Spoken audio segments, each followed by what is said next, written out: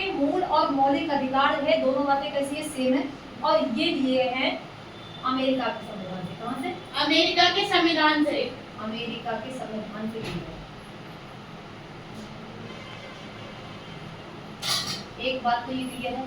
दूसरी बात, भारत के संविधान में ये भाग कितने में? 3 भाग 3 और ये आर्टिकल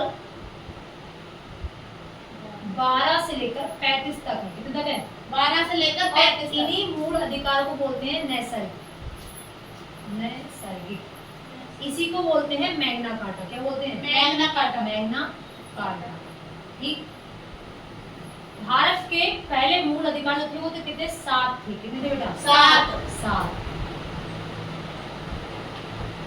लेकिन संपत्ति का अधिकार हटा दिया गया। कौन हटा दिया गया? संपत्ति का अधिकार हटा दिया। संपत्ति का अधिकार हटा दिया। संपत्ति का अधिकार इसको खत्म कर दिया गया। अब जो बचे हैं वो बचे हैं 6। कितने बचे हैं? 6 अधिकार बचे। 6 अधिकार, जिसमें पहला हमारा है कौन सा? समानता या समता का अधिकार। समता या समानता का अधिकार। ठीक। अब इसमें हम लोग देखेंगे ये जो है ये हमारा आर्टिकल 14 से 18 तक। समता या समानता या समानता या समता बोलो, कुछ ही बोलो, इन दोनों के अधिकार भारत के संविधान में 14 से 18 तक दिए हुए हैं। 14 से 18। इतना आपको पता है कि ये कहां से लिए गए हैं? अमेरिका से लिए गए। भाग 3 में है, आर्टिकल 12 से 35 तक है। इसको नैसर्गिक या मैग्ना कार्टा कहते हैं। और इसमें जो अधिकार था हमारा कौन सा वाला? समता या समानता का अधिकार। इससे पहले आपने देखा कि 2 मैंने नहीं लिखे, 12 और 13। 12 और 13 मैंने लिखा? नहीं लिखा। तो अनुच्छेद जो 12 है ना, अनुच्छेद 12, इसमें मूल अधिकार की परिभाषा दी है। क्या दी गई बेटा? मूल अधिकार की परिभाषा। मूल अधिकार की परिभाषा। ठीक। इसमें सिर्फ ये बताया गया है कि भारत के संविधान में कुछ अधिकार होंगे, भारत के संविधान में कुछ अधिकार हैं। ये खाली इसमें डेफिनेशन देकर के उसको छोड़ दिया गया है। आर्टिकल जो 13 है उसमें किया गया है अल्पीकरण। क्या किया गया है? अल्पीकरण। ठीक। अल्पीकरण का मतलब क्या होता है? जब कभी दूसरे के मौलिक अधिकार या मूल अधिकारों का हमारे मूल अधिकार आपस में टकरा रहे हैं तो एक व्यक्ति को क्या करना पड़ता है? अपने मूल अधिकार छोड़ने पड़ते हैं। इसे बोलते हैं हम लोग अल्पीकरण।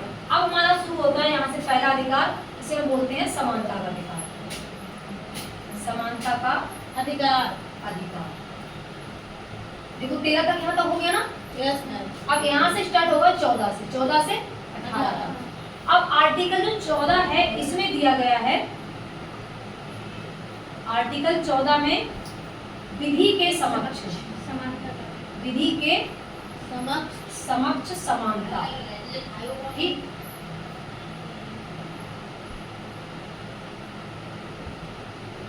विधि के समक्ष होता है कानून के समक्ष। अगर कोई व्यक्ति उतनी ही क्वालिफिकेशन उतनी रखता है तो ये उस हर व्यक्ति के समान रखेगा, अर्थात कानून के अंदर में सब व्यक्ति कैसे हैं? बराबर हैं। ये जो अधिकार लिया गया है वो लिया गया है ब्रिटेन से। कहां से लिया गया बेटा? ब्रिटेन से। ठीक। लेकिन इसी विधि के समक्ष समानता की जो संरक्षण का बात की गई है वो ली गई है America, USA, United State of America. विधि के समक्ष समानता का अधिकार ब्रिटेन से लिया गया है। Yes ma'am. लेकिन इस विधि के समक्ष समानता का जो संरक्षण का नियम है वो कहां से लिया गया है? अमेरिका से। ऐसे करके आर्टिकल 15 पे पहुंचते हैं। किसमें? आर्टिकल 15। आर्टिकल 15 में क्या लिया गया है? जाति, धर्म और लिंग के आधार या जन्म। ठीक है। समानता होगी। कैसी होगी? समानता होगी, अर्थात आपके साथ कोई भेदभाव नहीं होगा। आप किस जाति से हो, आप किस धर्म से हो, या आप किस लिंग के हो, या आपका जन्म स्थान कहाँ है, इसके आधार पर आपके साथ कैसे रखी जाएगी? समानता। कहने का मतलब यहाँ पर ये है कि आपके साथ भेदभाव नहीं होगा। आर्टिकल 16 में क्या बोला गया है? लोक निर्वाचन। कैसी? लोक निर्वाचन। लोक निर्वाचन, सरकारी नौकरी की सरकारी नौकरी की समानता। ठीक। इसका मतलब है कि आप अगर किसी व्यक्ति के बराबर अगर आपको क्वालिफिकेशन है तो आपको क्या मिलेगी, उसकी नौकरी में सबको बराबर का हक या बराबर का अधिकार दिया जाएगा, किसी के साथ भेदभाव नहीं किया जाएगा। कहने का मतलब लोक निर्वाचन जब भी होगा या कोई शिक्षा के क्षेत्र में कोई बात है तो आपके साथ उसमें भेदभाव नहीं किया जाएगा। 17 सबसे इम्पोर्टेंट है, जिसे बोलते हैं हम लोग अनटचेबिलिटी या अस्पर्शता। क्या बोलते हैं? अस्पर्श।